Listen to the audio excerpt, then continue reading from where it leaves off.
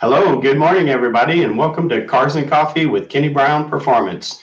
Today, I'm going to be your host. I'm Brad Grissom from Kenny Brown Performance, and we have a good show today. Unfortunately, Cari won't be joining us. She's feeling a little under the weather, so let's send her some well wishes. If you're viewing on YouTube, be sure to give us a thumbs up. Be sure to subscribe to the channel.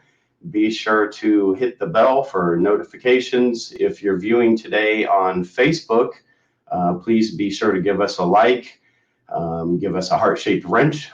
We love those. That was always Kenny's favorite. You can also share this live video if you're viewing right now and you want to share it with friends or you want to share it with the group. Go ahead and just hit the share button and select the group that you want to share it with. Maybe Jeff Lacina, our special guest today, is going to be sharing it with the Track Guys Performance Driving Schools group on Facebook as well. So again, we've got a great show. Jeff Lacina is going to be joining us shortly live from Motorsport Park Hastings in Hastings, Nebraska. Again, that's Motorsports Park Hastings, for those of you who don't know about it. Jeff is a wealth of knowledge. He's been in the industry for years. I've known him for, I'm going to say, well over 25 years. I met him on track at Putnam Park when he was writing for Mustang magazines at the time. So that goes way back into the, I want to say, mid 1990s, something like that. So anyway, let's get the show started. I know we've got several people who've commented already. Jim Flaherty, hello, good morning. It's great to see you. Jay Myers from Buffalo, New York. Hopefully he stays warm over this cold weekend.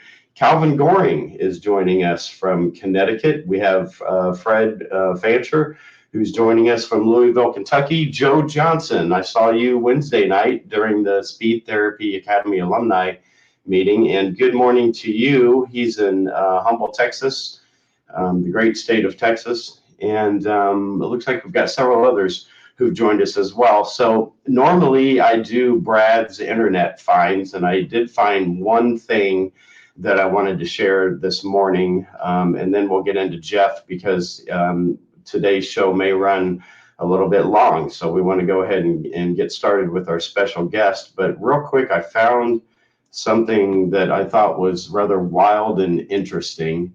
Let's see, it's called the Wild Cyberpunk Chevy Corvette. Let me show you this. Okay, so I found this on the drive. This car is quite interesting, to say the least. And so I'm not sure what it is, actually. It says it's a Chevy Corvette, and it was made from 9 different cars in one man's garage. And so it's got several different, it's got a rebody, it's basically a rebodied Chevy Corvette. And then it goes on to say that it was built from 9 different cars. And if I'm not mistaken, I think there might be some Fox body parts in here as well. But it's got a BMW i8 front bumper. It's got a bunch of stock car body parts from AR bodies. The guy obviously is a little obsessed, but he's got Fiat X19 parts on there. He's got a C3 rear clip. The rear glass is from a Trans Am. So anyway, there's a bunch of pictures. You guys can go to the drive and you can just look this up. It's pretty crazy stuff when you read the article. But anyway, Wild Cyberpunk Chevy Corvette. Google it, check it out. That's some real hardcore stuff right there. So anyway, I see we have Fox Body FX who's joining us. That's Lance Wilson in Georgia, and he's a great supporter of ours, and we look forward to having him on the show again very soon. He's going to get his own segment, and he also keeps threatening to take over the channel. So we'll see if that happens one morning as well. Eric Hodson, thank you for joining us. Joe Johnson, obviously Jeff Lacina knows him very well. They've known each other for several years, and he's gone to many events with Jeff. So without further ado, let's welcome Jeff Lacina.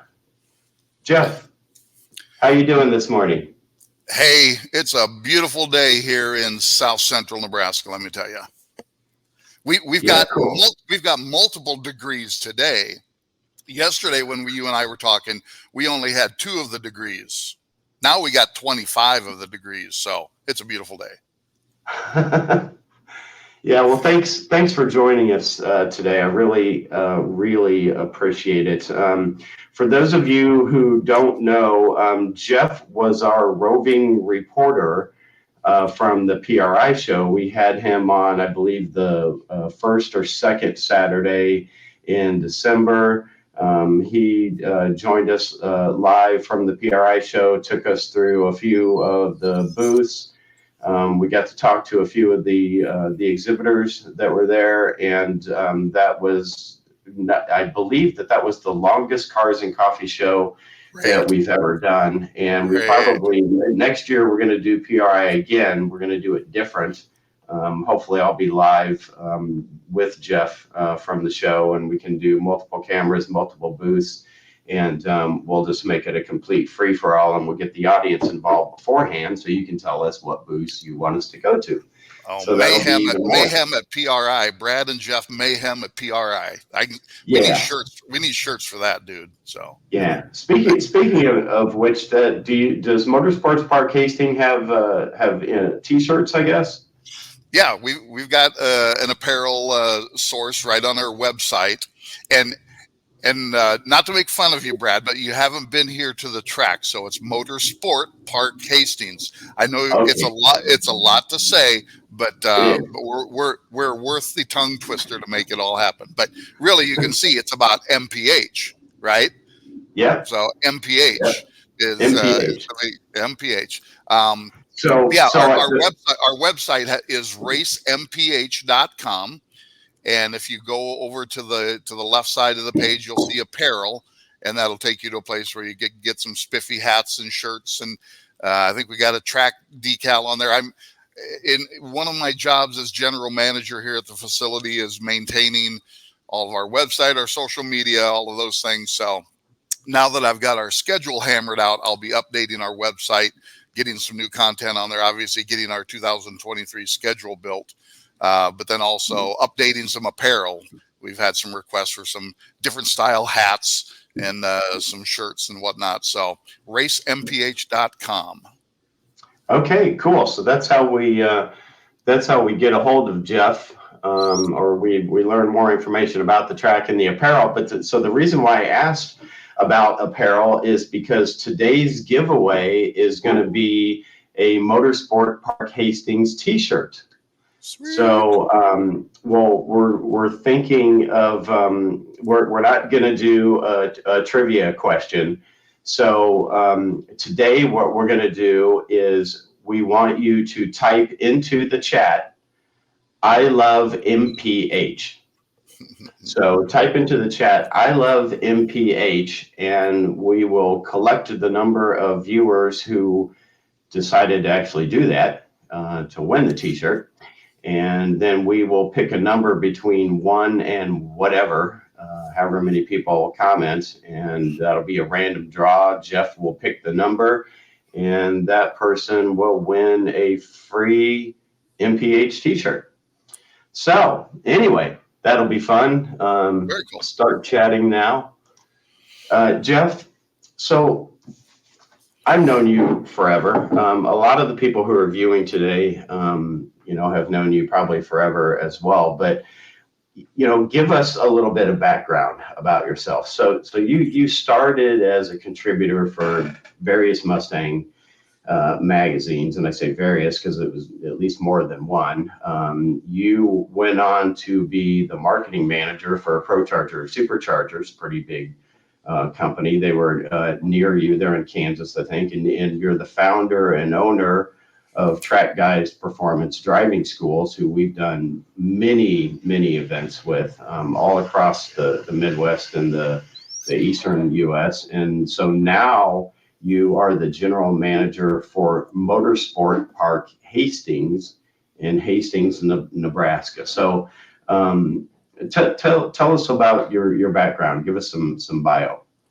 Well, you kind of hit the highlights, what I would consider career highlights. But I guess uh, the thing it's amazing the paths that we take, right? Whether it's life or whether it's driving or our careers definitely take different paths. So all the things that you mentioned there in motorsports, except for Pro Charger, were done in my free time.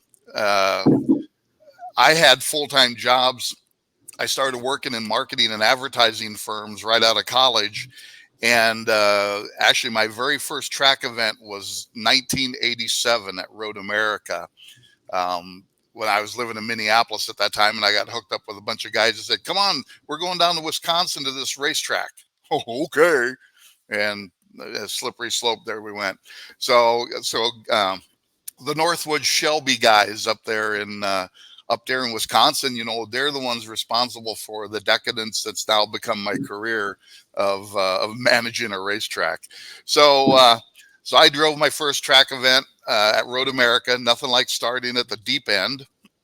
And not only was it Road America, but it was a 2-day event at that time, 2-day event, and it was pouring rain for at least a day and a half of that. I don't think we got many dry sessions. So my very first track event was Road America in the pouring rain. How I didn't expire myself was only thanks to the big man upstairs. He was watching out for me. But what an experience to be able to go drive your car, your personal car that I was autocrossing at the time. I actually started autocrossing clear back when I was in high school.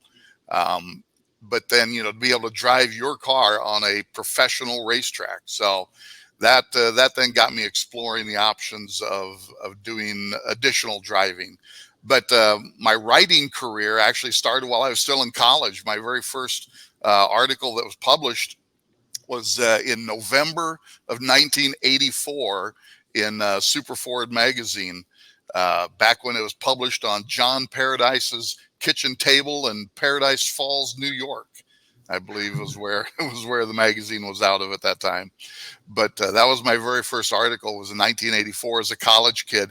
Wow, I can write and get paid for this stuff. Even back then, I got a little bit of pay for doing freelance writing. So I was still going to college at that time when I started writing. So like I said, went out, got a job, got married to my beautiful wife, Lori, who is a saint. She's earned her sainthood numerous times for putting up with me and all of my passions and my experiences of professional life and this hobby, passion, now profession of motorsports. So couldn't do it without my family. Lori, love you. Thank you.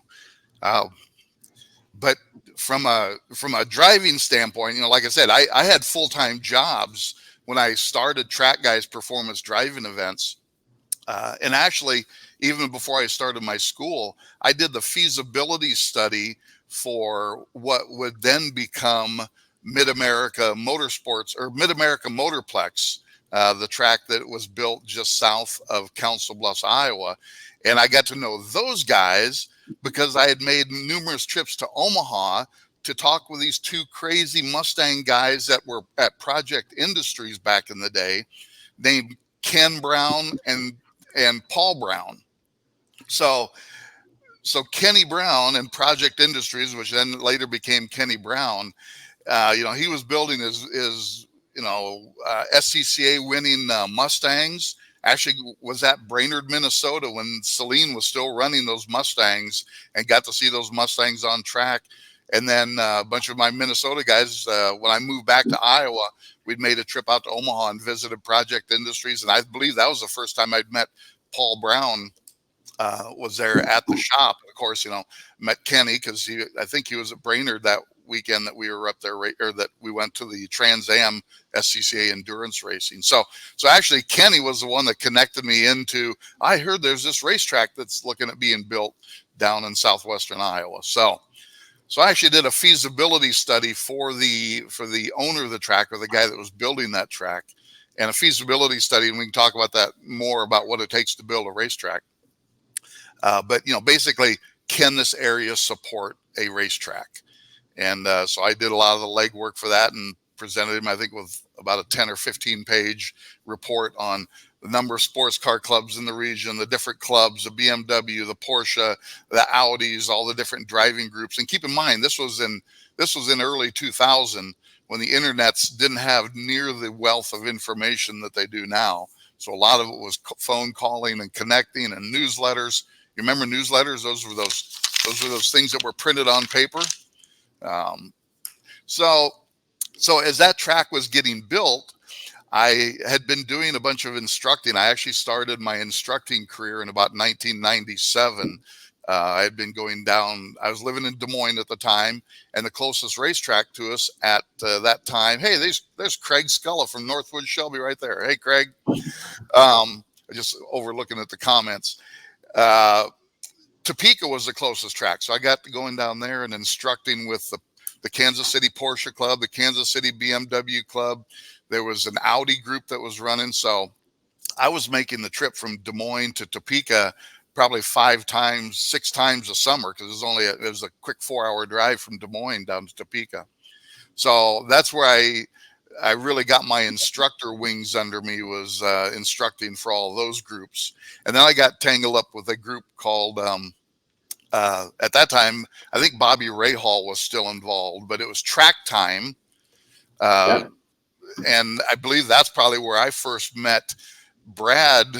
Probably was at one of those Track Time events that you guys were at, because I know Kenny and Cari and Rich would always have a car at one of those events, and probably some editor like, Jim Campazano or Evan Smith or somebody like that in the car. And so here I was instructing at the same events that Kenny and you guys were at, getting some editorial coverage and letting some editors try not to crash your car. I mean, enjoy your car out on the racetrack. So, but so it's been a long and winding road. So I met a gentleman who had purchased a 2000 Cobra R, and he was actually the flagman at the Northwood Shelby event. Fred Fetzer. I don't know where Fred's at nowadays, but Fred essentially said, I want you to instruct me. So he hired me as kind of his private driving coach. And I put together kind of a whole itinerary. We need to go here. Here's the track we need to go, because you're going to learn this. Here's the track we're going to go to. So I drug Fred all over the country, and he was showing up with his 2000 Cobra R. And at that time, I had a SN95 Mustang with a 351 Windsor in it. That liked putting the power down really well, exiting the turns, right, Joe Johnson? So I was instructing Fred all around the country, tons of seat time, both in his car and my car. And then so Fred, because he had purchased that 2000 Cobra R, had a chance to go to the Bondurant School of Performance Driving. So Fred said, let me treat you. You've been busting your butt, not puking in my car. So we went down to the Bondurant School in September of 2001. For those of you that have been around a while, what else happened in September of 2001? 9/11.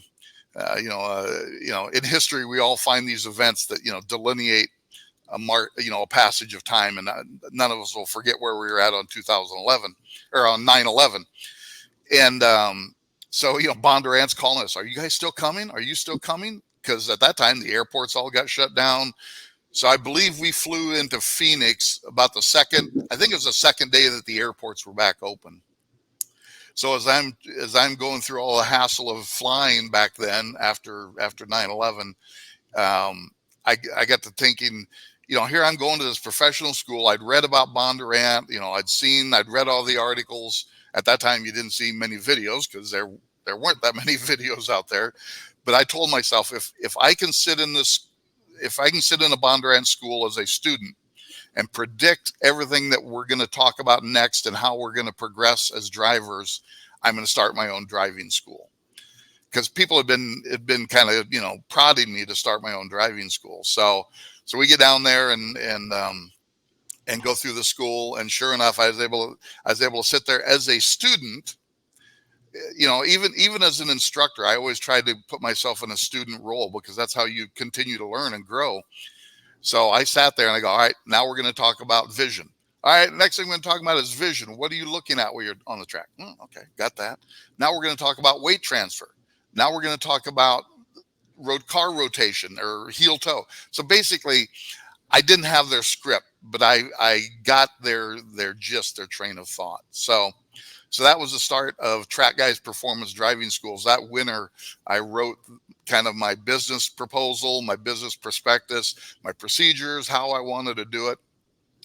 And at that time, a fellow instructor, Todd Zekas, out of Omaha, he was interested in starting a school. So he was my original partner with Track Guys Performance Driving Events. And we launched in March of 2002, because it would have been after September and December of 01.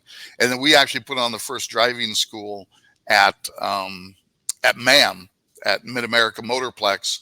As a matter of fact, the track wasn't even done. We show up there, the paddock is gravel. They were actually paving the paddock while we were there. The concrete apex curbs and track out curbs were open concrete forms. And, you know, so as I'm doing my track inspections, like I was talking to the track managers, what's this? We've got open ditches right along the edge of the track with wood and metal spikes. You don't need that part of the track anyway. Well, yes, you do when it's the apex. So we put on a very sketchy but successful very first Track Guys event at Mid-America Motorplex. It's now known as Raceway Park of the Midlands, but that was my first track event as Track Guys Performance Driving Events at the track south of Council Bluffs. So Wow, that's what started cool. Track Guys. Yeah.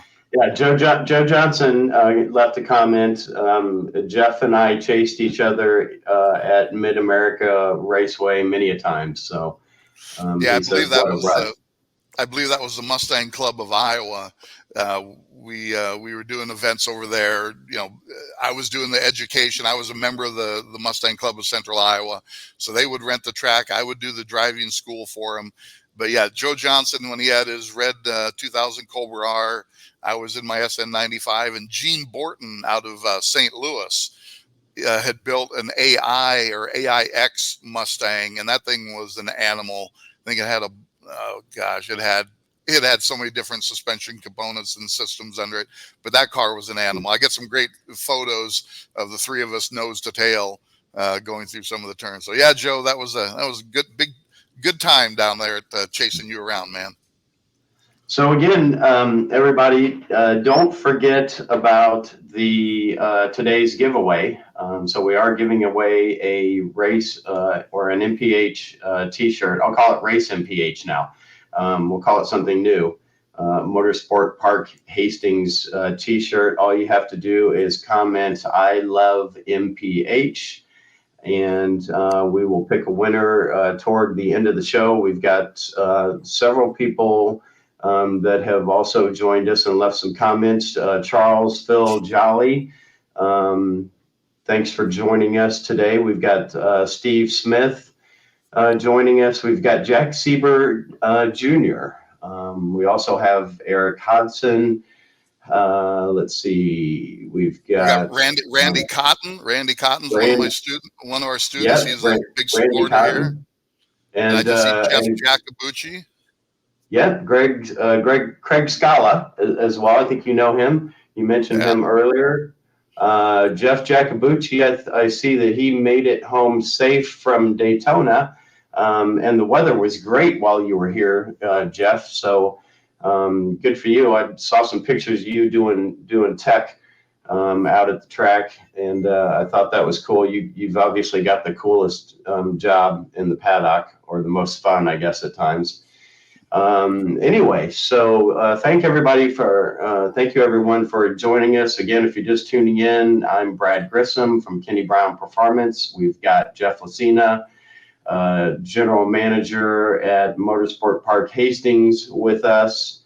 And if you're just tuning in, be sure to hit the like button, hit the heart, hit the subscribe button, hit the bell button, hit all the buttons to make sure that you stay abreast of what's happening and what's new on all of our different channels. So Jeff, you told us a little bit, I guess, about how you got into track operations. Obviously, you spent a lot of time around racetracks. You did feasibility studies for racetracks. So I guess that's where you're at today. Why don't you tell us a little bit about MPH? Tell us about Motorsport Park Hastings. Has it been around for a long time? Give us all the details. And I think you also have some images and things that you want to share. So kind of lead the way there, and I'll lend a hand here in the studio. Sure. Appreciate it, Brad. Yeah. Talk to you about everyone about getting into performance driving and started my own school. And then in 2003, I was hired by a group running the SVTOA, the Special Vehicle Teams Operations, or Special Vehicle Team Owners Association. I'll get it right. And so we were putting on events all around the country, and that's really where I met and infected a lot of people with the performance driving bug. So let's talk about Motorsport Park Hastings. I'll see if I can. Right now, it doesn't look like here. Let's see if I can. All right. Sorry about that. Little technical difficulty here in the studio, folks. It wouldn't be a good live Cars and Coffee show unless we had an issue. So Jeff, there you go. Let me add that to the stream real quick, and then you can take control, and you should be able to thumb through the images here. Let's try it out. Okay, there we go. Perfect. All right. So what we're seeing here is an aerial view from a drone. That's actually one of our go-kart racers has a video drone. So this, I believe, was November of 2021, right after we had repaved MPH, Motorsport Park Hastings. And for those of you that haven't been here, we are in Hastings, Nebraska, which is sort of in the south central part of the state, I guess is the best way to describe it. If you know where Grand Island is on Interstate 80, we are just about 15 minutes straight south of Grand Island. We're on US Highway 6. I'm looking out the window, and there's US Highway 6 right out. It borders the Highway 6 is over here. I don't know if you can see, but it borders the north side of our property. So we are looking straight east in this image. So Hastings is 100 miles west of Lincoln. It's 280 miles to Kansas City. Kansas City is south and east of us, and we're 405 miles to Denver. So Jacobucci, no excuses. Come on. So we're sort of in the middle of. People say we're in the middle of nowhere, and I said no, we're in the middle of everything. Because literally we are pretty close to being in the center of the country. So everyone can get to us. There are roads that get to us. So if you haven't been here, you're missing out. So what we're looking at here is an aerial view of MPH. We are a 2.15 mile, 13 turn club level road course. Our track was designed by Alan Wilson of Alan Wilson Motorsports. Alan has recently retired, but has a very capable young engineer who's taken over Alan's book of business, if you will, from a racetrack design standpoint. So the track was concepted in 2003, 4, 5. Construction started, and the first event was Labor Day weekend of 2006. So the track has been here since 2006. And I met George Anderson, who many of you, if any of you have been here to Motorsport Park Hastings, even before I was the general manager, many of you met George Anderson. George was the manager, but George was also the godfather. I call him the godfather of MPH. It was his idea and his concept to build a track here in Hastings, Nebraska. And he found business people who were willing to invest and businesses that were willing to invest and enough friends. And he was able to put together a business plan and to build a track here in Hastings, Nebraska.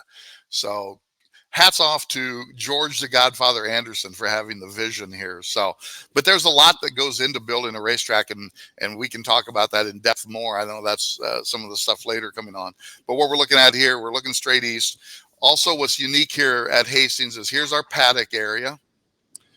We don't have any permanent garages, but we have a covered, what we call a raceport area. It's basically 16 covered garage stalls right here in the area. This building is our timing and scoring. This is our restroom and shower building here. And then we've got a garage where we store our track vehicles in down here. I am actually broadcasting today from our clubhouse. We've got a very nice clubhouse here at MPH that overlooks turn 13. We do a lot of drivers meetings in here. We do our driver schools, our schools. We have classroom down in the basement here at the clubhouse. We got a finished basement in the clubhouse, complete with a pool table, shuffleboard, card table that sees some pretty. There's lots of activities that go on in the basement on a given weekend as well. So we got the clubhouse here as well. But across the way, MPH is a little unique. Actually quite unique for racetracks around the country in that you can own property here at the racetrack. So what you're seeing over here are what we call our garage condos, or some tracks maybe call them a garage mahal. But instead of having a cabin at the lake or a house on a golf course, you can have a garage condo here at the racetrack. So what you're seeing over here is our condo development, or our garage condo area. It's a gated area, complete with a security keypad. But we've got businesses that operate out of here. A race team used to operate out of this one. They've now moved. They've moved a couple hours north here to be closer to family. I actually live here at the track in one of these garage condos, because part of my job as the manager is to promote the entire facility, not just the racetrack, but also the garage condos. Plus, when I moved up here to take this job, I needed a place to live in Hastings, Nebraska. So the track ownership group here was very generous in their offer to get me up here, to get me employed, but also provide me a place to live. And also that's where the track's office is now. I converted one of the bedrooms in the condos to the track's office. So I actually overlook turn 6 and turn 5. So any of you that follow me on social media, a lot of times at the end of the day, I sit on my deck with a beverage and a sandwich or something, and wind up my day looking at the track that I just spent my entire day working on, or watching other people have fun. So I will say from a professional, from a professional, it's a little challenging to live and work at your job. So, but I get in town to the post office and to the bank and to go see sponsors, and occasionally my family still lives in Olathe, so occasionally I get down to see my wife and 2 sons and my daughter who are in the Kansas City area. Or my older son Grant used to be the assistant manager up here, so he actually comes up and works for me on some race weekends. So, wow, that's cool. That's cool. So, do you have some more images in this? Yeah, let's. So here's a track map that I put out to a lot of different groups, because everyone, has a track map. And I've been driving tracks long enough that I learned some tracks, before we had Google Earth and before we had YouTube. It was, how do you learn the track? Just getting a map. Hallett down in Oklahoma, I actually learned from a T-shirt. I bought a T-shirt at Hallett that had a track map on it. And that's how I learned learned the layout down at Hallett in Oklahoma. But so this is the map that I provide with a lot of our groups that come here. The clubhouse is located over here. It's not on this map. This is the functional part of the racetrack. But here you can see our layout. We're kind of a unique layout. I've now driven or instructed on 99 different racetracks across North America. Each track has a different personality, different characteristics. MPH is no different than that, other than I tell people we've got a horsepower section. We've got some nice long straights where you can really let the horsepower go. And if you've got aero on your car, aero is very helpful down here in turn 3 because that's a very high speed turn. And then we get into the center section of the track, which is very tight and technical. And the lighter weight cars that don't have as much mass to get around the track, they do very well out here. So a Miata and a prepared Mustang, or Miata and a Mustang, their lap times aren't that different because we've got turn 8, 9, 10, 11, 12, 13, all in that pack that kind of slows the flow. And then after you get through turn 13, then we start to stretch out again. So it's fun watching cars. They sort of accordion in the center section where the heavier cars have a more difficult time getting through it, where the lighter weight cars can get through that section. So we've got a high speed horsepower section, and we've got a tighter technical section of the track as well. So yeah, cool. So I love the track layout. It's got a little bit of everything. Yeah, so what we're going to do here, my buddy Eric Hodson, unfortunately, you would think that working at a racetrack, I get lots of lap times. Well, unfortunately, no. I'm usually very busy helping others get their lap time. So this is my buddy Eric Hodson, who I used to work with at John Deere, and actually got him coming to performance driving events. This is data from his catalyst unit that he's got in his mostly stock 2017 Mustang GT Performance Pack. I believe he's even running street tires here. But Eric was good enough to share some video with me. I believe this is from the NASA event that we host in August. I think this is HPDE Group 3, I believe, that he's running in. So you saw we have a very long pit road. Eric's now on the track. What I'll do is I'll just talk you through. Have we got any audio, Brad? I'm not hearing any audio, or do you have it muted? Let me check here. No, everything's good. So that was turn 3 that he went through. And this is the out lap, warm up lap, because you see there's no data. Track is still yellow. There's a yellow flag. He's coming up on turn 4. Turn 4, the traditional right hand 90-degree turn, probably the most traditional turn out here. Turn 5 and 6 are connected. Turn 5, you let the car sweep to the left, come back around for turn 6. So from a teaching standpoint, that's a fun track to teach, is turns 5 and 6. 7, off camber, crest of the hill. Turn 8, slightly downhill. So again, we're just on the out lap, so everybody warming up. You see, I don't know if that's an Audi or what that's in front of Hodson. We're coming into turn 9 and 10. Again, 2 connected turns. You see an apex there. That was 9. This is turn 10. A short straight, a good horsepower straight between 10 and 11. 11 is a hyper late apex. Wait out there, wait out there. There's your apex cone, because you want to stay on that side of the track, because turn 12 is right there. Now there's the condos over to the left. We're coming up to turn 13 now. Turn 13 is a double turn in. One turn in, really crank it for our second turn in. That's turn 13. So turn 13 is a very challenging turn. Green flag is out. So now we're, Eric, that was just kind of his warm-up lap here. Turn 1, I see somebody's already biffed the apex cone in turn 1. Well done, well done. Turn 2, downhill, increasing radius, 180-degree turn. You can really feed the power in there. Now is where we're building the horsepower section of the track, letting the car have some legs here. A little bit of a bend, a little bit of a kink.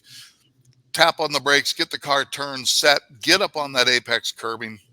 Use as much of the track as possible. We're watching that silver car in front of us. He's going to reward us here in a little bit. Here comes our braking markers for turns 4. Watch the flag station over here on our driver's right, because there's a yellow flag right there, because Mr. Audi or whatever that is spun on his very first lap. Well done, driver. And Eric did a nice job slowing down, getting the car under control, back to speed. So we're going to ride here. We'll let Eric finish this lap, turn 8. Really use the curbing, turn 8. Let the car come all the way out, driver's right. Turn 9 Turn 9 is not a throwaway, but there's multiple entrance points, because really what's important is getting the car rotated through turn 10 so you can get on the accelerator and accelerate out of turn 10 down to 11. And then 11, 12 takes some patience, but you can't be slow. That's sort of a crest of the hill, so the car unloads a little bit as you go through turn 12. Now turn 13 really comes up on you quickly. Here's our double turn in. But for one apex, the sooner you can get on the throttle, the sooner you can make this straightaway disappear. Start finish line is right there. And I didn't see what Eric's lap time was on that lap, because the window is cool. So that's a lap around Motorsport Park Hastings at speed then, I guess. So that's really cool. Yeah. There's my buddy Eric. Eric, I know he's on the stream, but Eric's been a big help. He comes up. He's one of our instructors now up here at MPH. But this was actually from our Mustang Roundup event that we had in September, and he finished second in the stock class. So Eric, thanks, buddy. Appreciate all the help, man. Well, cool. So that's cool. It's always good to see some good track video like that. I'm sure that a lot of our viewers have not been to MPH. So it gives you a really good overview of the track itself, both from an aerial standpoint and from behind the behind the steering wheel, I guess. So anyway, let me change the view here. So that's good stuff. We've got some other people who've commented. Frank Safranic has joined us. He says the classic Wooma. Frank. Yeah. Come on, Brad. You got to do it. You got to do it, Brad. Come on. Wooma. And so Eric commented that that's not his fastest lap. Of course, that's what they all say. And he says the roundup is a blast. And so I'll go off script here a little bit. I do want to talk about in depth about racetracks themselves, but since you mentioned it and Eric commented how much fun the roundup is, why don't you tell us about the Fast Forward and Mustang Roundup that you do each year? I know that you've done it for 2 or 3 years at least now, maybe, and that's going to be an ongoing thing, and that's something special that I believe you put together. So why don't you tell us a little bit about that? Yeah, our Fast Forward and Mustang Roundup, 2 or 3 years. I think this is going to be our 14th year, Brad. Oh, wow. Okay. And actually, the reason it came into being is one of our owners here at the track, his son, works for Ford Motor Company. And he was actually, I believe, the program manager on the Boss 302 Mustang when it came out in 2011. So Todd had a bunch of friends that had purchased Boss 302 Mustangs, and they said, well, let's just all get together at the track. So they found a time. I think their first event might have been in July. I don't recall. But that's how it got started. Like many things do, just a group of guys getting together to share their passion and have some fun and putting on a Mustang event. And of course, me being a Mustang guy, I always tried to make the Mustang Roundup. But a lot of times I was off doing either my own thing with track guys or going to another event, in my free time doing that. But I finally made the first trip. The first time I was here to Hastings was during the 2012 One Lap of America. I had always wanted to get up here, but believe it or not, I hadn't had a chance to make it up here. So when Evan Smith and I were teamed up on the One Lap of America driving a brand new Roush RS3 Mustang, the only tracks in that year, in that 2012, that I hadn't been to was the short track at Brainerd, the club or the sportsman track at Brainerd, and Motorsport Park Hastings. So my very first time here was competing in the 2012 One Lap of America. And once I got here, once I pulled into the place, I just fell in love with the facility, the track, the clubhouse, the garage condos. Of course, George Anderson was the manager at that time, and George is Mr. Personality, makes everyone feel like they're a longtime friend and makes all the racers feel welcome. So after I got involved, came here at one lap, then of course, boom, we had to go to Brainerd, that night. But I then offered my services to George to help grow the Mustang Roundup. So George started hiring me as the lead instructor, and then kind of the race director to help the Mustang event grow. And at that time, with track guys, we were working a lot with Muscle Mustang, Kenny Brown Performance. We were doing Boss 302 reunions at all of our events. Texas World Speedway, I believe, was our first one, and we had 20 some Boss Mustangs, and these cars are brand new. Keep in mind, these cars are brand new, and we had 20 some Boss 302s parked on the front straight for a photo shoot. So that's actually how I started getting involved, was getting Boss 302s involved. And Doug Soderquist commented that, oh yeah, Gary Gasper met at MPH with a brand new Boss 302 and decided it'd be fun to run. Would be fun to run. So yeah, Gary Gasper was up out of South Dakota, and so he was the first couple that were others. So, but yeah, they decided it'd be fun to bring others to the Mustang Roundup. So the first year that I got involved, we had my buddy Del Hughes, who was my business manager at Track Guys. We had a very good marketing program. We had a good database of Mustang owners from around the country, around the Midwest. So we just started inviting people, and we were able to grow the Mustang Roundup significantly, I think in 13, 14, and 15, when the Boss 302 was really coming out, and then the GT 500. So anyway, it's now evolved into, I call it the most unique Mustang event that you're going to go to. We've got, if you sign up, I haven't got registration open yet, but if you sign up by April 17th, which is the Mustang's birthday, you get track time on Thursday afternoon. So we have a bunch of people that sign up early. We come in Thursday afternoon for registration and tech. We have track time for those people that sign up by April 17th. And then basically it's a time trial event. We break the cars into different groups by their level of equipment, stock, modified, race car, or outlaw, for the guys that just, are everything, supercharger, slicks, whatever they want to do. But we find a class for you, and you're competing against your fellow drivers, basically for a time trial or hot lap competition. So we do that on the full 2.15 mile track.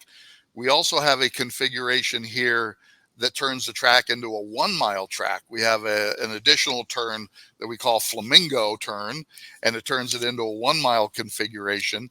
So we do a short course shootout on the 1 mile. So that counts for your scoring. And then I believe Friday night, we also do our grudge drag racing out in the front straight. So that counts for points for the awards. And then Saturday night at the dinner, we all get together, lie about how fast we were, and then pass out awards to people that really were fast on the timing system. So it's a great event. I don't know what there is about the event. As the event organizer, it's always hard to put your finger on it, but it's just the camaraderie, the fellowship that we have here in the paddock, the fun that we have here in the paddock.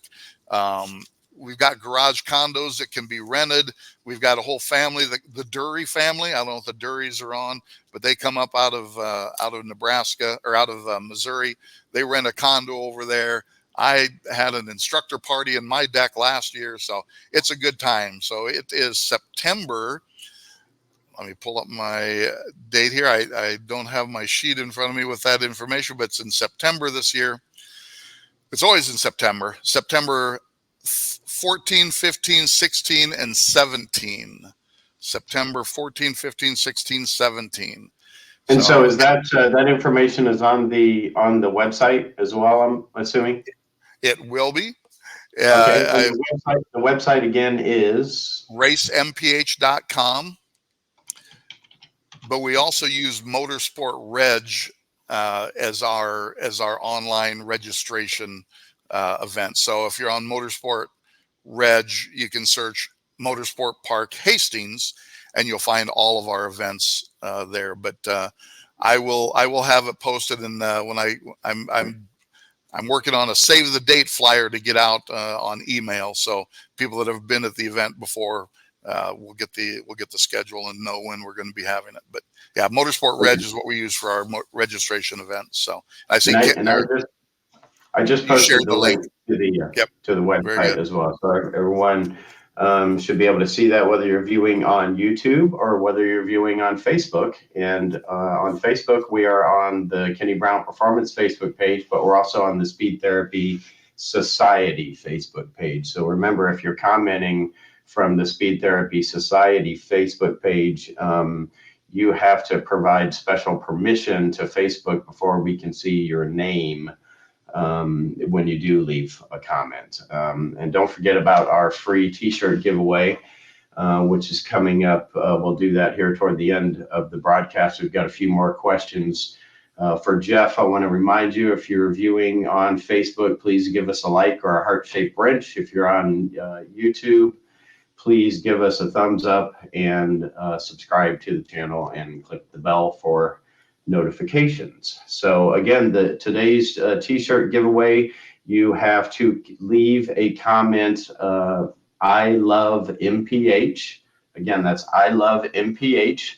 And you can give us a little heart-shaped wrench, and Jeff will really appreciate that. So we're gonna collect the number of people who leave a comment, and we're gonna pick a number between 1 and whatever that ending number is, and that will be the person that wins today's giveaway. So Jeff, my background as a child, I grew up kind of in the asphalt paving business. You are sick. That explains a lot, Brad. That explains a lot. Yeah, it drives my wife crazy if we're on the road somewhere and we go through a construction zone and they're doing paving. I love the smell of that, the tack oil, and everything that really goes into it. Asphalt paving is a process. I started shoveling asphalt, and then I moved up to running what's called a lute. And eventually I got to drive the paver, and I got to drive the roller. So when I was 16 years old, I was driving a 60-ton roller, paving county roads in Morgan County, Indiana. And so I know a lot about it. And for whatever reason, I love it in a sick and twisted kind of way. So, but what's always intrigued me, and we did do some racetrack paving in my younger days as well. But why don't you talk to us? I know that at Hastings, you just repaved the track surface there, and so that would have been the first time that track has been resurfaced. And I think it'd be interesting for our viewers to learn a little bit about what goes in to the track surface. There's a lot of layers. There's a lot of science that goes into paving a racetrack. And so why don't you tell us a little bit about that? Sure. And I see Joe Johnson said he had to leave to go attend David Kagan's memorial service. So Joe, if you're still on, peace, brother. Thanks for being here. Yeah. Let me see if I can pull up a screen here. I've been, I don't know if you call it blessed, but I've had the opportunity now to be directly involved and supervise the repaving of not one, but 2 different racetracks. But the most recent was here at MPH. As you mentioned, Brad, people just don't understand and appreciate everything that goes into building a racetrack, but specifically the paving. But repaving a track is a different animal than constructing a track. So what I want to do here is I'll see if I can pull up my screen here and share some images from our repaving process. Mr. Brad, are we sharing my screen now, or we got the Warner Construction? Yes. All right.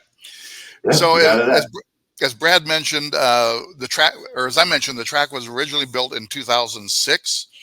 and the George and his team and the ownership group did a great job of maintaining the track, but there just comes a time when asphalt wears out. Especially here in the upper Midwest, we've got freeze-thaw cycles that take a lot of durability and take a lot of out of it. Plus, asphalt just wears out from being driven on.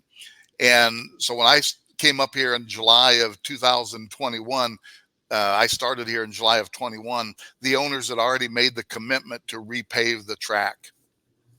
And so I had been directly involved with repaving the track at Topeka in 2016. So sort of like, yeah, I've been there. I've been part of that process. So over the course of that first summer, we met with Warner Construction, and we actually the current ownership group actually sought a couple different bids on repaving the track, but Warner Construction was the one that won the bid, and they were the ones that paved the track. Excuse me. That paved the track originally back in 2006. And Phil Warner, owner of the company, and who the company is, his family company, is a serious car guy himself. So it's cool that the company that originally paved the track was going to repave the track, and the owner of the company is a hardcore car guy himself. So I knew we were in good hands, and these folks, they do paving jobs all around the state of Nebraska and are premier pavers. They do a fantastic job. So but when you're repaving a track, you don't tear out everything. You start with what you've got. You know, a racetrack is like a house. You have to have a good foundation on which to build. Well, the foundation of the track here at Hastings was in excellent condition because we've got proper drainage. The ownership and the management had done a good job of maintaining the track, taking care of any cracks, sealing them, because as you know, Brad, water will destroy asphalt. So you have to keep your asphalt surface tight so that water doesn't get in it. So the part of the repaving project, the first thing they do is they come out and they repair the cracks that exist in the track. And it's sort of counterintuitive to what you think, because basically in a repave, you're milling off or you're taking off one surface and putting on a new surface. But if you've got cracks, that crack might go down deeper than what you're going to mill off. So if you're just milling the cracked up surface, you're just going to expose a deeper crack underneath it. So the first part of repaving is they actually come out and they cut all of the cracks that had developed on the track, and they were cutting them 4 or 5 inches deep to get down into the base course of our asphalt. So that's what we're seeing here. We're actually looking west on the front straight, and this seam that they cut is actually one of the old paving seams. One of the old seams had separated enough where it had developed a crack. So the first thing they do is they come in and they cut all the old cracks. So that's the first part of repaving. And we had a go-kart race on October 11th, and they were bringing in equipment on that Sunday afternoon, and that Monday morning they were out on the track starting the repaving process. So kudos to Warner. They as soon as our season was done, they were out here. So here's what it looks like after the crack has been cut, and you'll see the black tar in front of it up here. They then spray it with tack oil. Tack oil is essentially an asphalt or a petroleum-based tar glue, because asphalt is essentially a petroleum product with aggregate, with sand and gravel in it. So essentially, after the cracks were cut and cleaned, they would come through and then drop asphalt into the cracks. Everything that had been done. They had this machine and they had another machine. I don't know if I got a photo here, but as you can see, it's pretty much a hand process of dropping asphalt into those cracks. And then after the asphalt had been put in, they would come along with the small roller and compact it. The whole thing here is, you know, we're reintegrating, we're developing a new tight surface on the surface of the track by cutting out the cracks, putting new asphalt in, and compacting it. So essentially, if we weren't going to be repaving, this is how some tracks, or even how some city streets maintain their streets. So they cut those cracks, fill them, compact them, and then drive on them. But what had happened to our surface is the old aggregate, the old bitmus, or the asphalt product had lost its ability to hold on to the aggregate. So you drive over this track with a high horsepower car, and you were literally pulling the old aggregate out of the surface and launching it into the air or into the vehicle behind you, or essentially just landing on the track. So then you're getting sand and gravel and aggregate on your surface. So basically our old asphalt had aged out. So that's what brought about the repaving process. So after all the cracks have been paved and compacted, now it's time to do the milling. So this is bringing in the big monster milling machine that essentially grinds off however thick of asphalt course that they're going to be taking off. And in our case, they came out and milled off about 1.25 inches to 1.5 inches of the original surface. That's what's called the driving course, or the wear surface on a street. So that's the process that they're doing here, is this big monster machine milling the surface and loading it into trucks. And for those of you who are really curious, asphalt is the most recycled product in the world. There's your drinking trivia, that because asphalt is not a chemical process, it's a temperature process. Everything that's used in asphalt can be recycled and repurposed. So these millings that are getting loaded, Warner took them back, and they've got a pile of millings, and those millings will get screened and washed and could be used in another repaving process. And that's what's called RAP, recycled asphalt product. It depends on how much, what the specifications are for the job, but that recycled asphalt product can get used in other jobs. So all that milling gets hauled off of our property back to their facility. So another part of the paving project is, where's all this truck traffic going on your property? How are they getting onto and off of the track and off of the property? So here's a little video clip I've got going showing the process. The big milling machine loading into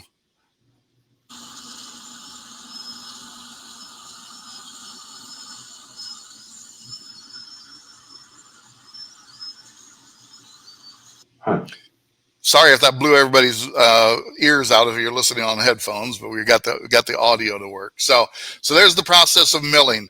The big vehicle behind, that's being towed behind, is a water tank. It feeds water into the milling process to keep it cool and to keep the dust down. This milling machine, once they get started, they want trucks. So what we're seeing here, this is actually taken from the balcony of one of the condos. The milling machine is still operating, but they're refueling the machine on the go as they're continuing to mill. So it's quite the process, quite the train that you see. And yeah, as you're driving down the highway, you might see this, but this is a chance where it's right in front of you, and so you really get to know the equipment and understand the process involved, and all these operators, this is what they do for a living. So they take a huge amount of pride in their job, whether, they're grinding asphalt, but they make sure that they're, consistent level, doing the right job, and, not messing up the facility and not damaging anything while they're doing it. After the track is milled, then they come through and they clean it. And you want to talk about a dirty process. This is turn 5, but essentially they come out with a sweeper. And fortunately, this operator is in a climate controlled cab, because it is a dirty process. Wow. That's unbelievable.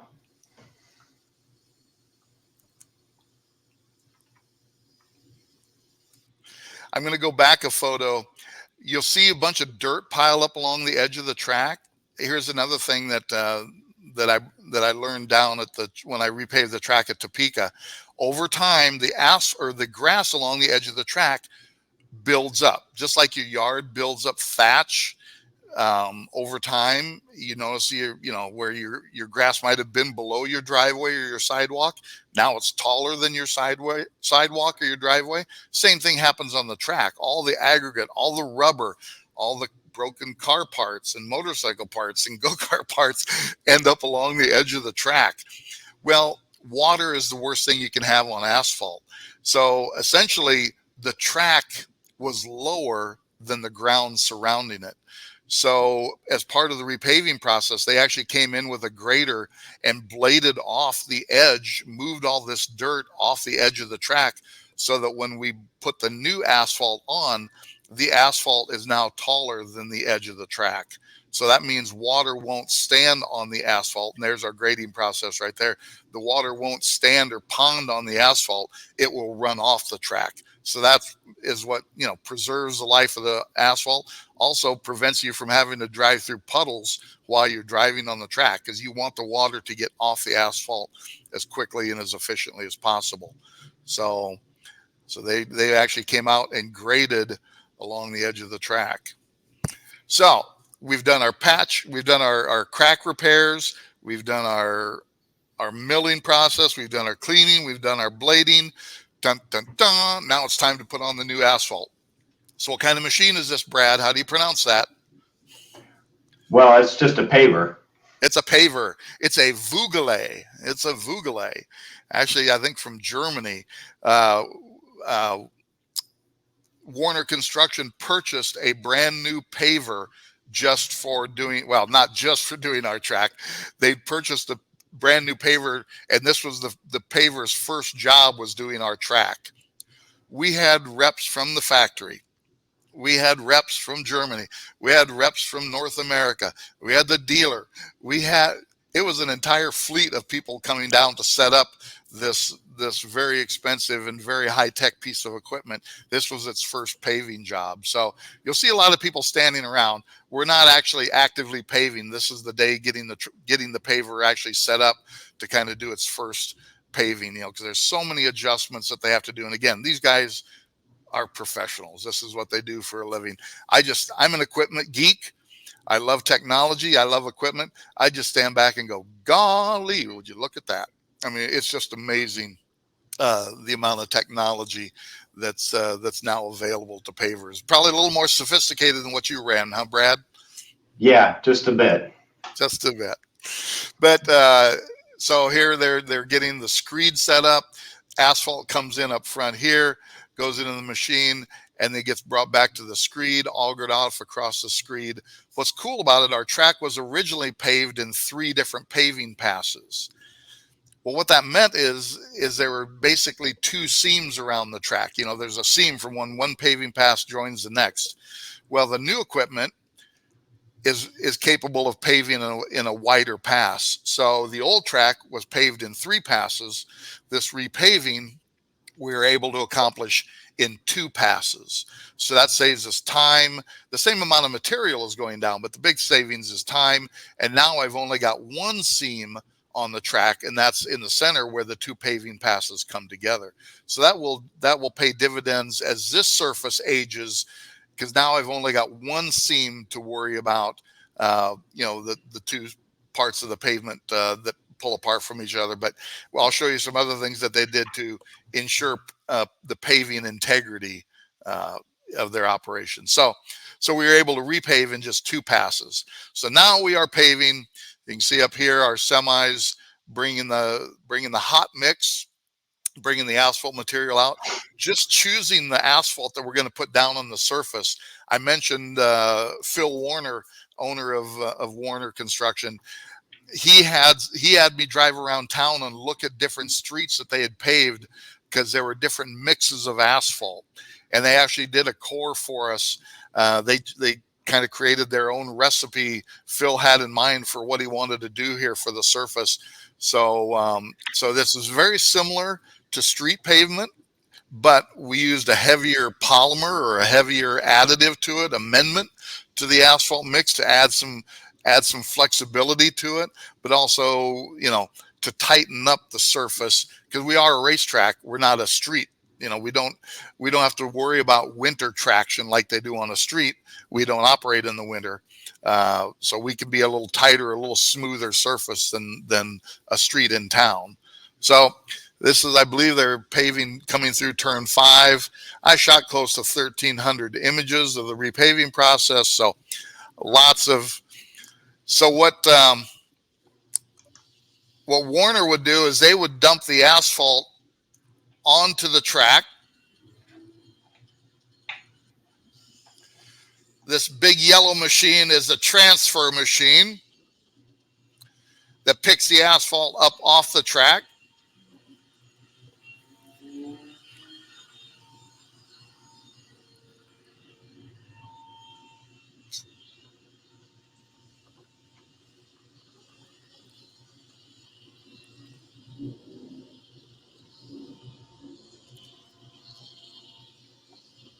I bet that smells great. Oh, that smells so good.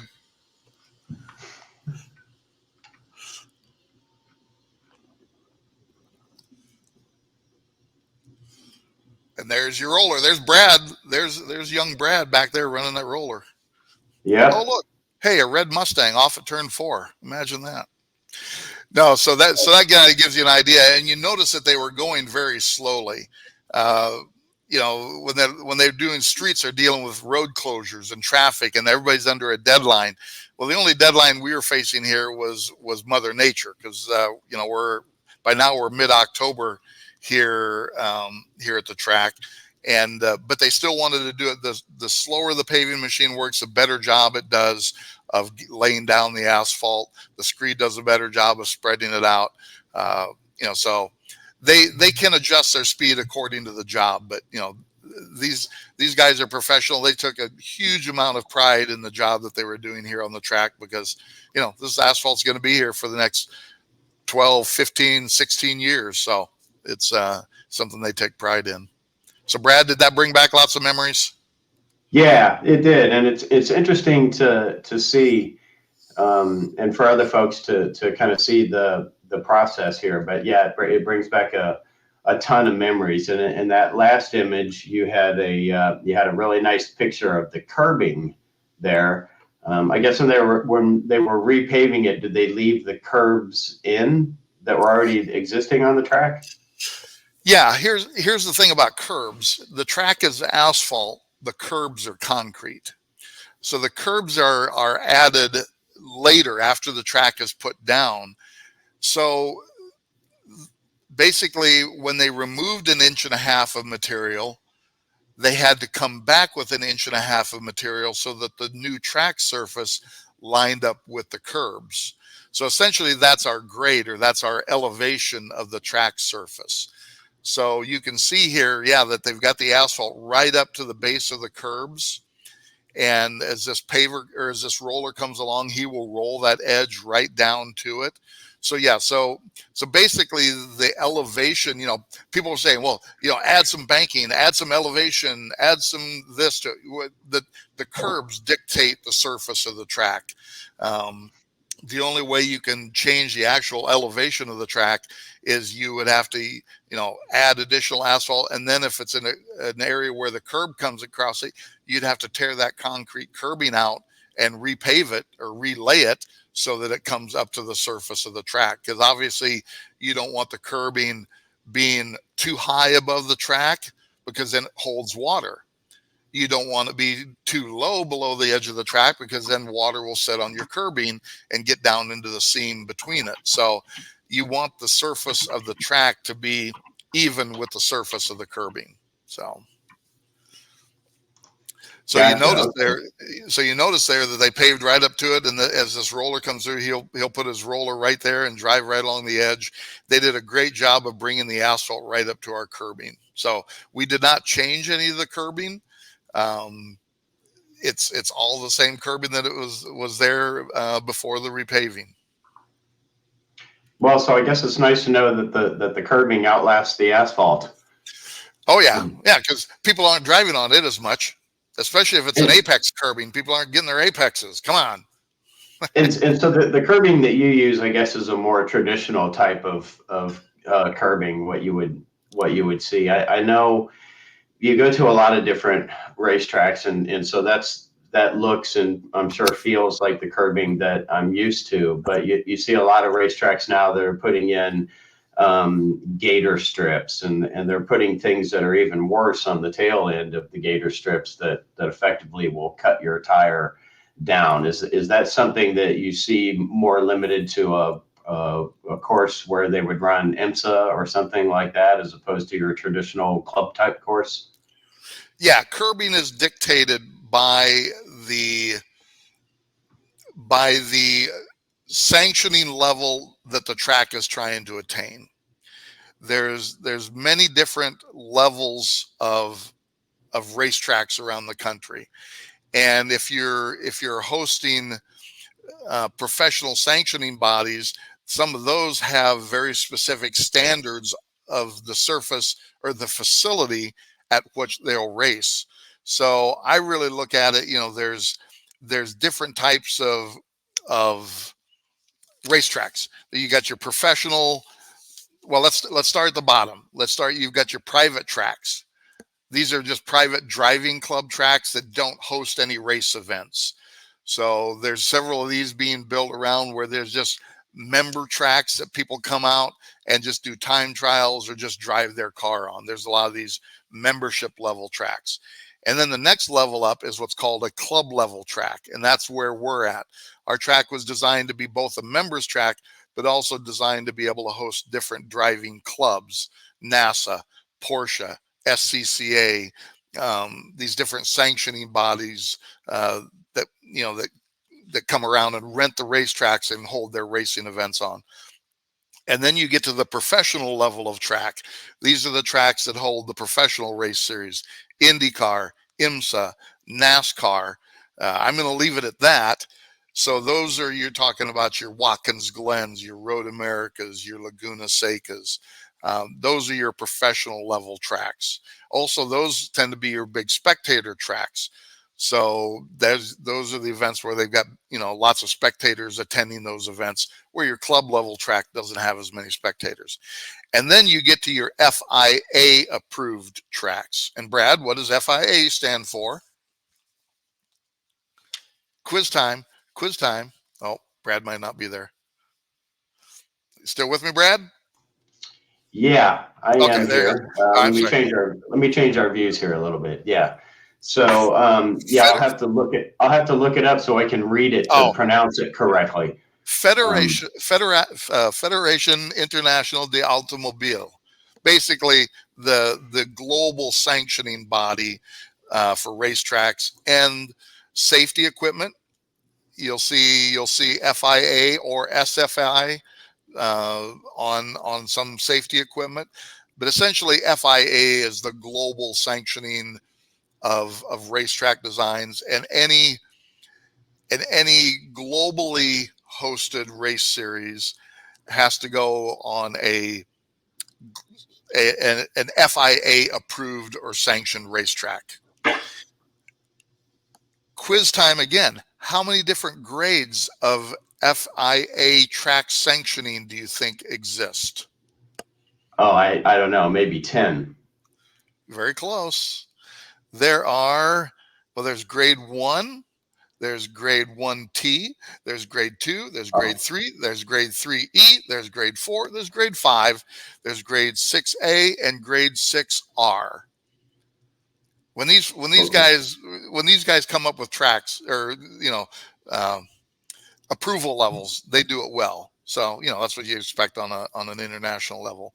But Well, they're essentially, French. yeah, they're French. Yes, they are French. Jalopnik actually did a great article in 2001 that talks about FIA track grades. And I can send Brad the link, but just do a Jalopnik search. There was a great article there. But at grade 1 is your professional level track. So COTA, Circuit of the Americas. That's why Formula One, when they come to race it, they either has to be at a permanent facility that has an FIA grade level, or if they're doing street circuits like in Miami and now Las Vegas, those street circuits have to be designed to meet FIA standards. So racetracks, we have to be insurable is the bottom line, and insurable to host the different types of races that are going to be using our facility. So all those changed with the different sanctioning bodies and levels that are coming in. So the grade 1 FIA sanction, I think Circuit of the Americas, and then Circuit de Gilles Villeneuve up in Montreal. I think that's Canada's FIA circuit. Yeah, it is. So that's interesting. Yeah. And then I guess and so at MPH, what sanctioning bodies run there? I'm assuming SCCA, NASA, but you also do what we used to refer to as World Karting Association. I guess you do karting events, but you also do a lot of motorcycle events there, and a lot of motorcycle events. Yeah. Not only cars, we host motorcycle events. We've got a group out of Omaha called Track Addicts. They are essentially a motorcycle track day, but they also do a very good driving school, or a riding school, not a driving school. You ride a motorcycle. They're actually out here once a month. They are our best customer, or our best client here at MPH. They start showing up in April. They're here every month through September. They're a track day program, so we insure them. We partner with them, and we insure them through K&K for our events. But we are actually hosting the American Motorcycle Historic Racing Association. ARMA is going to be here, and they're out of California. So, but there's also other motorcycle road racing groups around, CMA, CMRA. There's several different motorcycle sanctioning bodies, that run. Yeah. I saw the vintage motorcycle guys race at Barber one year, I believe, and yes, so that was really cool. Yeah, they're going to be here the first weekend in June. As we're excited to host the vintage motorcycle racing event. So, but yeah, NASA, SCCA, Porsche Club, those are probably the three biggest sanctioning bodies right now that come in, and essentially once you get a track approved or inspected, the other sanctioning bodies, especially at the club level, will accept, that we are a NASA approved track or an SCCA approved track, or whatever is sort of the accepted standard, especially at the club level. But if we were to do any sort of track design change, that has to be done by an engineering firm with all the considerations that go into it. I've got a whole section here on designing a track that we can talk about, but there is so much that goes into track design from a safety standpoint that it would just boggle your mind. So, yeah, so that's cool. And for the Jeff mentioned insurance and K&K, and so K&K Insurance, which I believe is still based out of Indiana, they are, I think, arguably the most common or well-known insurance company that provides insurance for racetracks, for driving schools. You can get individual personal insurance and vehicle insurance through K&K as well. You'll have to Google them. I don't have a link for their website, but so Jeff, I do have another question for you. But before we get into that, we had our contest today. We're giving away a free Motorsport Park Hastings T-shirt. Jeff has been kind enough to handle the donation for us for today's giveaway, and so we had 16 people who left the comments, "I love MPH." And I want to go ahead, and so we've got time to get their information. Jeff, give me what's your email address there at MPH? Motorsport Park Hastings at gmail.com. Okay, so I'm going to put that in the Park Hastings at gmail.com. Okay, Motorsport Park Hastings at gmail.com. I'll put that all in capital letters. I'll leave that in the chat. So the person who wins today's giveaway will need to send an email to Jeff and let him know what size shirt you wear and the address on where he can ship it. And then Jeff will reach out to us and we'll provide him with a shipping label so that he can get that coming to you. But so we had 16 people that commented, Jeff. I'm going to have to scroll back up through the comments here. Why don't you pick a number between 1 and 16 and we'll see who that is. Oh, gosh. Well, Mustang was born on April 17th. So let's go. Let me go 17. Okay. So well, I thought you said we only had 16. We do. That would be the next person. The next person to leave a comment. Yeah. So pick another number. How's that? How about 8? How about 8? Okay, so we've got, let's take a look here. 2, 3,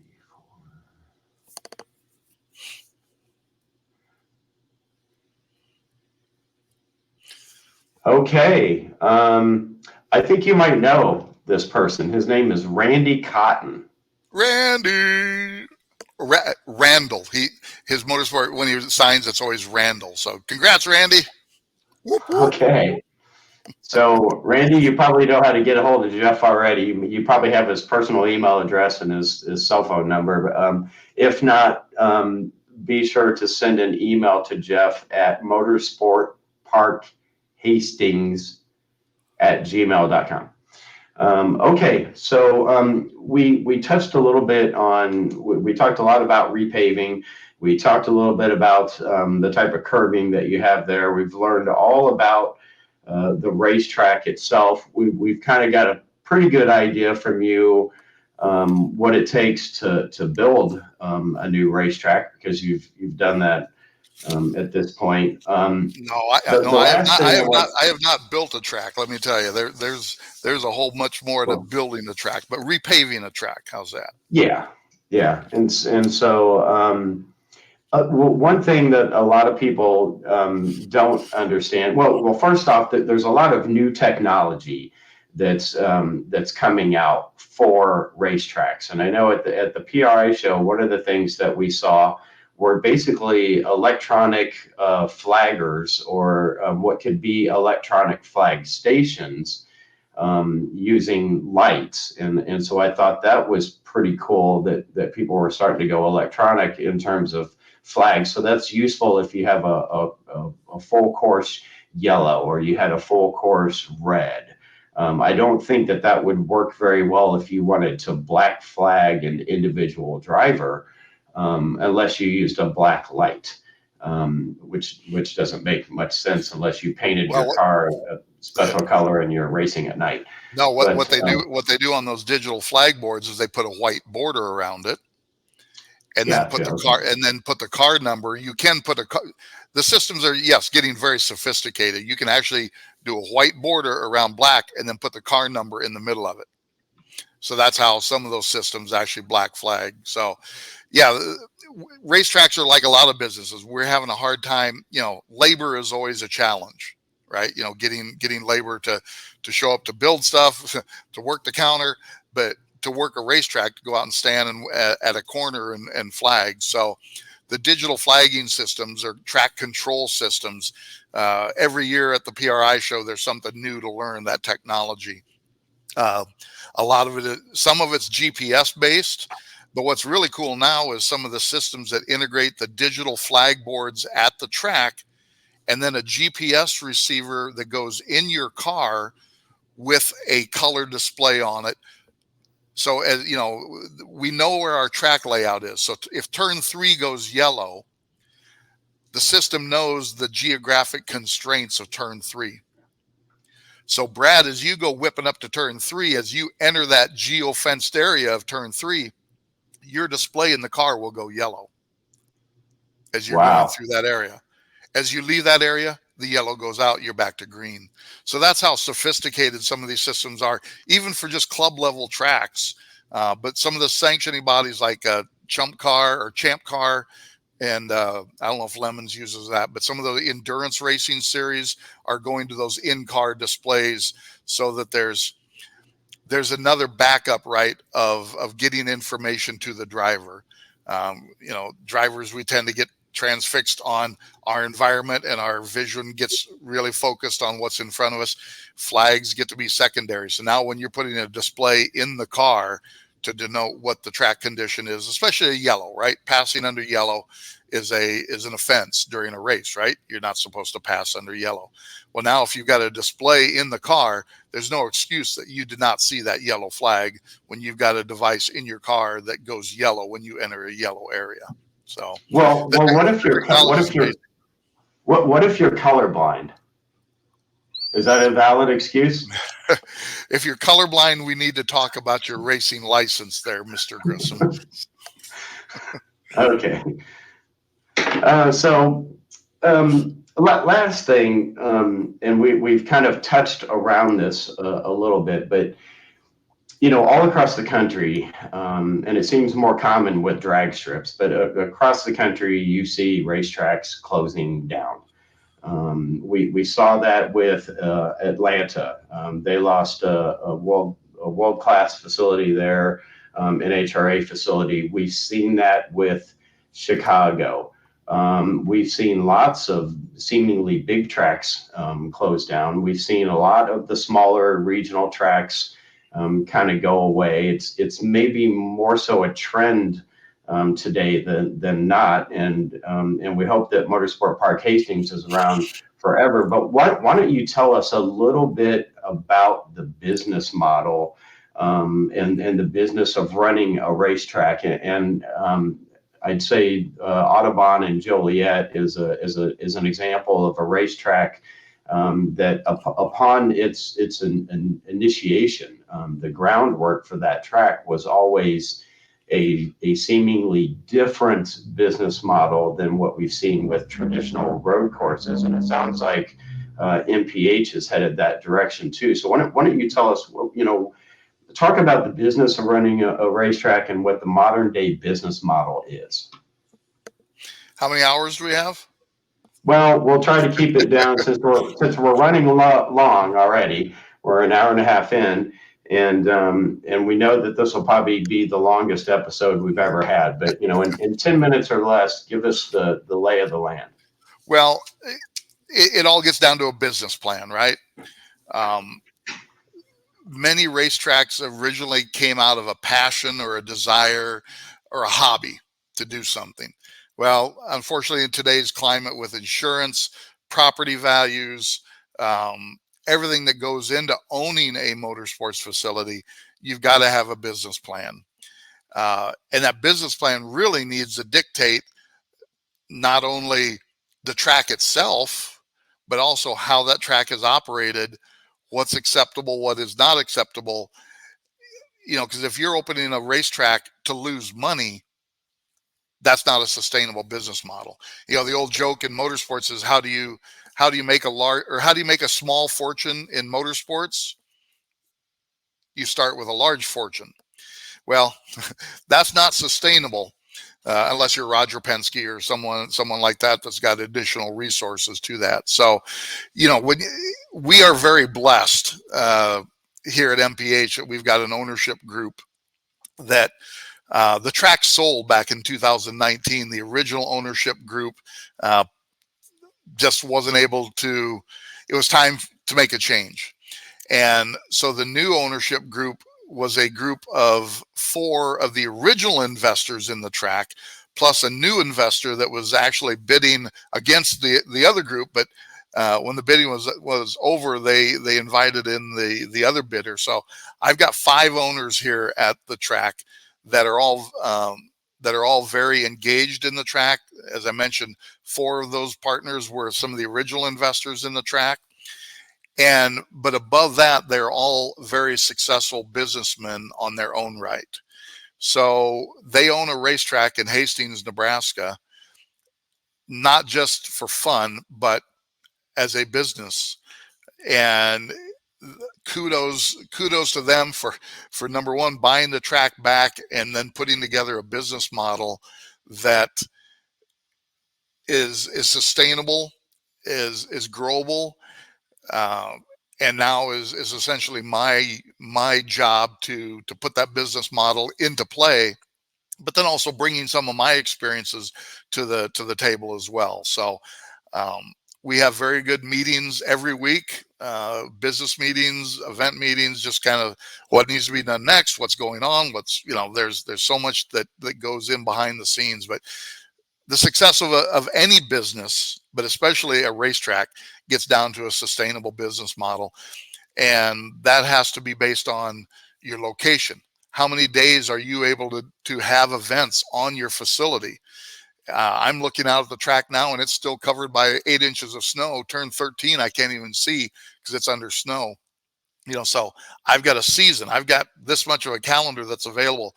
So how am I going to make my business work during those revenue generating opportunities so that I can sustain the facility and the operations when we're not operating, when we're not closed? So that business model has to be very comprehensive: sponsorships, memberships, all the different revenue streams that can come in, but also how do we market the track to bring in new business, to bring in new members? So without, every business has a different business plan, and it's going to be difficult to go up to anyone and say, tell me your business plan. But ours here is, we're a club level track with essentially a 8-month season, 10-month season, 11-month, 9-month season of the year that we can operate. But we also have private property here on the track where people can buy and build their garage condos. We've got a membership level at the track. We've got our Guardrail Club members that pay an annual membership fee to belong to the club, and that gets them driving privileges at our events. We've got year-round advertisers and sponsors that have their logos and their signs out here. We actually rent the operations of this clubhouse out to a group, so they host events in here. You can see the dart board behind me. They host dart tournaments out here. They do special events in here and this. So the business model of owning a racetrack, if you don't have gray hairs, you will. And but it takes the experience of having a good, solid ownership group with a long-term vision to make it happen. And the sad reality is, there used to be a joke among racetrack owners: the first owner doesn't make it, but the second and third owners do, because that first owner's got the initial capital outlay of doing all the work that it takes to build a racetrack, all the studies, the environmental studies, the design work, everything that has to do before you could even put asphalt down on the track or even start building the track, all the infrastructure that has to go on. So it's sad that we're seeing these racetracks close around the country. The urban creep or urban development is always another challenge that racetracks face. That track at one time might have been 5 miles outside of town. Well, now town is coming up to the doorstep of the racetrack, and I know there's a track in Florida that's being faced with that now, that they've proposed a residential development essentially across the fence from the racetrack. And unfortunately, property rights, the way they are, we existed first, just like an airport. People that come in and build, buy a house near an airport and then complain about the airplane noise. Well, you, Mr. and Mrs. Consumer, made that choice to buy your house near the airport. The airport was there before you, but anymore in today's world, that's still not enough to guarantee your survival. So part of the business plan of a racetrack is how are we going to cash flow? How are we going to generate the revenue?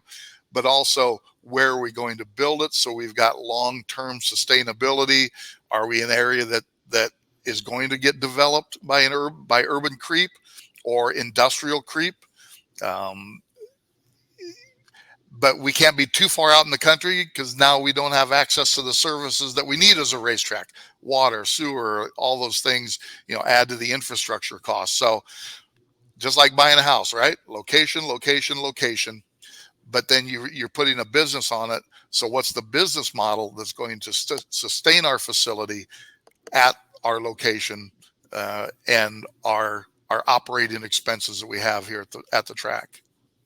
Yeah, that's interesting. So it sounds like you've done a great job so far, and those before you have done a great job there at MPH. And it's interesting to hear sort of the business model. You know, people go to the racetrack, they use the facility up, but they really don't understand kind of what goes on behind the scenes, what it takes to build it, what it takes to maintain it, and pave it. And I know it's a huge job, and I know that you've spent many a sleepless nights and long days and long weekends that all stretch together. And in the peak of the season, you know, you don't have a day off, and at times it can be stressful. So it's really good to hear sort of from the horse's mouth. And I say that you would get that term honestly, because I've seen you eat before. Hey, you made me eat that big burrito up in Lake Wakanda or whatever. Yeah, That was. yeah, that was Well, interesting.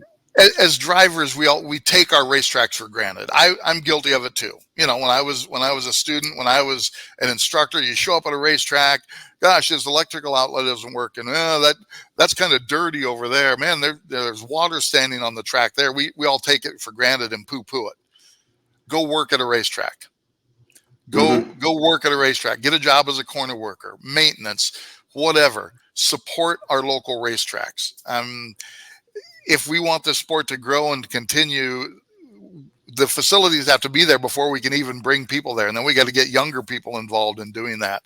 But then in today's insurance industry that we're dealing with, the safety, being able to provide a safe environment, being able to not only ensure the events, but ensure the facility so that the facility can be there to have the events.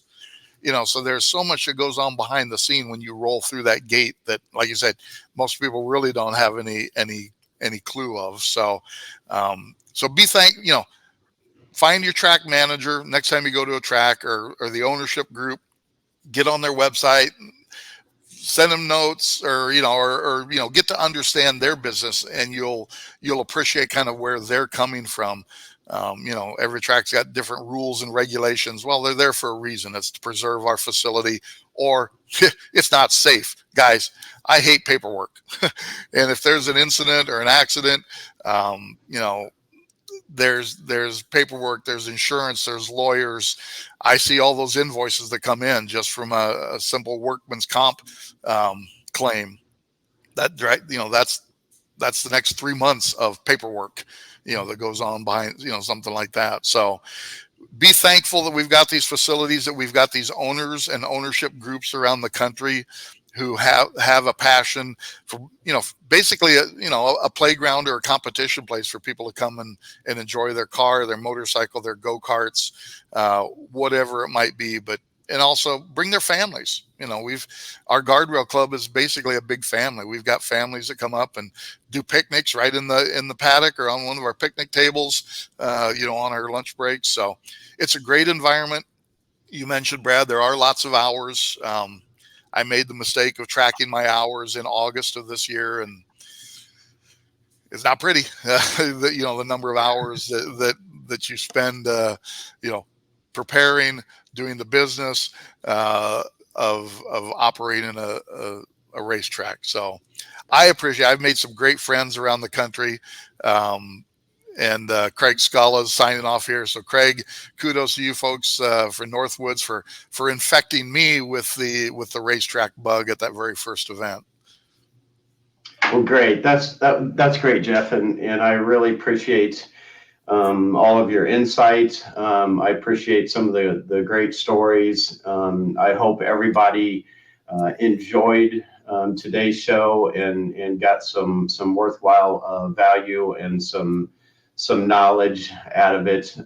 Jeff, I want to thank you personally for joining us today. Every time we have you on, we're trying to set a new record for the length of the show. And I want to thank all of our loyal viewers that are with us each Saturday that we do a live show, and those who are with us when we do our encore replays. Obviously, we couldn't do this without you and your interaction. And here's a piece of trivia before we close out.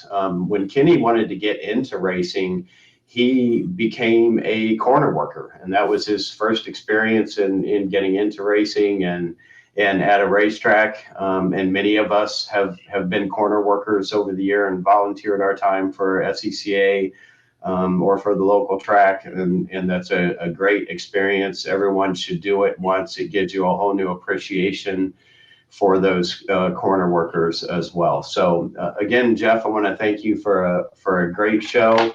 Again, if you want to learn more about Motorsport Park Hastings, just go to racemph.com. For those of you who joined us later on today in the broadcast, you can go back and you can view the full broadcast on our Facebook page, the Kenny Brown Performance Facebook page. You can also view the entire live video on YouTube. Just go to our YouTube channel and click on live shows, and that'll be in here, and you can see comments in real time as well. So again, thank you, everybody. Thank you, Jeff, for joining us today, and I hope everybody has a great rest of their weekend, and we look forward to seeing you next time. Thank you. Thank you all. Behave.